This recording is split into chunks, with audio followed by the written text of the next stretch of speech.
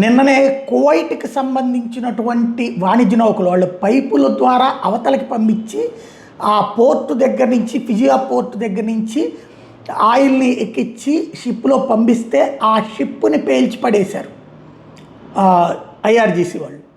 ఇప్పుడు తాజాగా America oil tanker ఏదైతే దుబాయ్లో ఆయిల్ కొట్టించుకుని ఆయిల్ నింపుకుని వెళ్తున్నటువంటి అమెరికా ఆయిల్ ట్యాంకర్ ఇంతవరకు కూడా వేరే వేరే దేశాలకు సంబంధించినటువంటి ఆయిల్ ట్యాంకర్లను కొట్టడం, అమెరికా యుద్ధ నౌకలు కొట్టామన్నారు కానీ ఇంతవరకు అవ్వలేదు.